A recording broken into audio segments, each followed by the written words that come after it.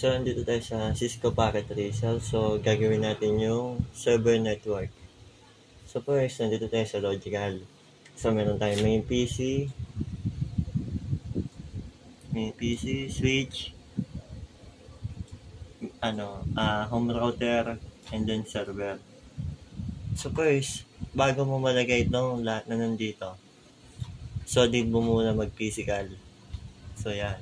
So, sa physical, may 8. 1, 2, 3, 4, 5, 6, 7, 8. 9. 9 pala. 9 na telecommunication closet. So, first, paano nga ba maglagay ng telecommunication closet?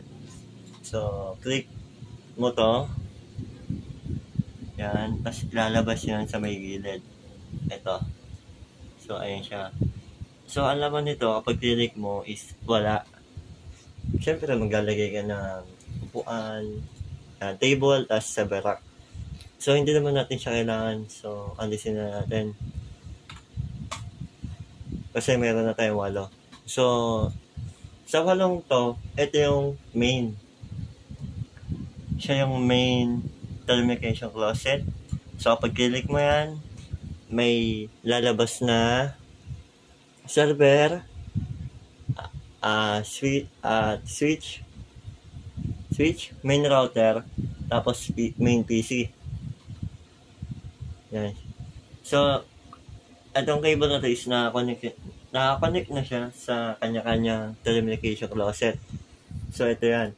So, sa bawat isa dito is may lamang switch, main router, tapos PC. So, pag connect mo, main PC, switch. So, main PC, switch. So, the rest, meron nun. So, ito naman, ito yung cable niya. Ginamit ko dito is pass-through cable. Hindi ako nag-fiber. So, yun. After nun, balik na tayo sa logical. Yan.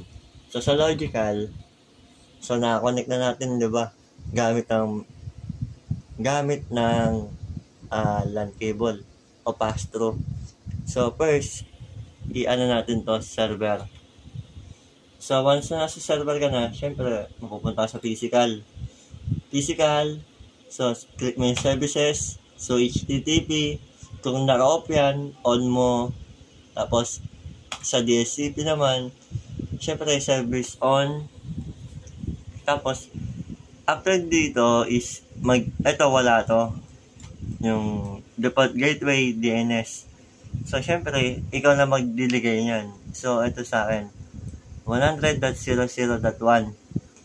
So, ganun din sa DNS. 100.00.1.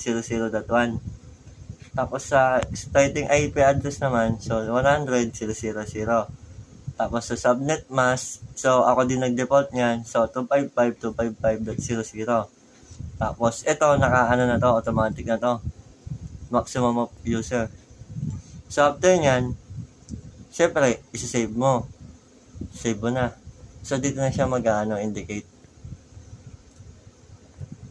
So, after nyan, pupunta ka naman sa DNS. Sa DNS naman, dito yung parang ididigay mo yung kung ano gusto mo lagay, www.google. O kaya, yung kahit ano gusto mo FB, Instagram, something ganun. Tapos ito naman yung default gateway mo. Yan. Ito siya. So, kapag naano mo, add mo, save. Ganun. Tapos punta naman tayo sa HTTP. So, sa HTTP naman, yung kanina nasa DNS is dito. Kapag click mo yung index.html, syempre, yung HTML mo na lalabas dito sa may PC. So, mamaya ipapakita ko siya. So, once na, save mo. Yes. Tapos, balik ka na dito. Tapos, after nyan, home router naman. Sa home router, siya yung nagbibigay ng IP address sa bawat PC. Ito. Siya nagbibigay ng IP address. So, hindi ka na magta-type ng 192.168.0.1, 2, 3, 4, so on. So, siya na magbibigay ng IP address. So, paano yun? So, first, punta ka sa GUI. Sa GUI naman, syempre, automatic config. Tapos, IP address mo is 10.00.1, tapos subnet mask 255.255.224. Tapos, after na, syempre, start IP address mo, 10.1, tapos maximum. So, sa DNS dito is di lang naglagay. Tapos, syempre, DNS reservation. Syempre, dito, i-on mo to. Isa-select mo siya lahat. Lahat nandyan. Isa-select mo siya. After nya, add client. So, tapos, after nyan, okay na. Tapos, punta ka naman sa may status mo. So, ito yung niligay mo kanina. I-refresh mo lang to. Tapos, automatic na siya mag-indicate dyan. Tapos, after nun, checking na tayo. Siyempre, first, dito. Sa desktop, IP configuration. So, naka-DHCP siya. Hindi tayo static. Kapag static kasi, ikaw yung mag-indicate ng IP address mo. So, DHCP mo siya. Kaya, static. Tapos, click mo lang to. Automatic na siya mag-a-appear yung IP address mo. So, after nun, okay na. Try naman natin yung kanina sa may HTML. So, ito yung URL. So, kanina is 100.00.1. So, try natin. 100.0. So, kapag ginawa mo, so, ayan yan, lalabas. Sa bawat PC yan. Lalabas siya sa bawat PC. About us, choose us. So, dito yung in-indicate mong HTML.